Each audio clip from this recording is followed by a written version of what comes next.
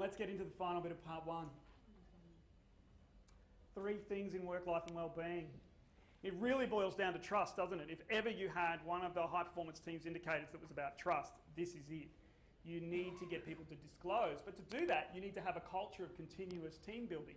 You have to have a culture where sharing goals is okay, and you have to have a culture where we normalise having a bad day. We normalise sharing tips and tricks that help us when we're under pressure. Those are the things, again, like leveraging diversity, those are the things that create tremendous mileage for you, and those are the things that will eat your strategy for breakfast if you're not paying attention to them as a leader.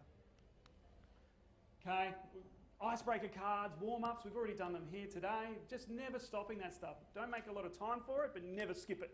You know, keep that continuous team building going. And then have, as trust builds, have life strategy conversations.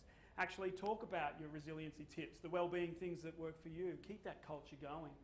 Because when we have continuous team building, we always have emotional energy in the tank. Have you heard that expression? And when a relationship comes under pressure, how much is in the tank will let you know how far you're going to get in resolving the issues. When we share work-life goals, we build peer relationships. We put people in their context. And as leaders, you get a thing called vulnerability going. And vulnerability is critical for high-performance teams, the ability to share and engage. Again, we're not talking about sharing things that make you uncomfortable. We're not talking about hanging out your dirty laundry. But we are saying there's more to life than running around and telling everyone, I'm a private person. But that's not okay in a high-performance environment. Finally, prioritising the well-being. We've said earlier about, remember, emotional dissonance, your risk factors in your industry and in education, and they're worse than any other. How much more important is a safe and common language around these things?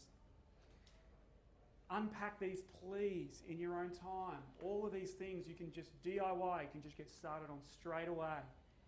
And have a think about this. I'm going to end this first part of our time with this little scorecard. Because one of the simplest things you can do is immediately know your strengths. Okay? We need to know what we're already doing well at, and all schools are doing well at some, if not most, if not all of this stuff. So I want you to identify at least one of these KPI sets that you currently, as a school, pretty proud of, quite frankly. You're doing great. And then I want you in your tables to also say, and if I had to pick one where I'd like to put more effort in, I'd pick this other one.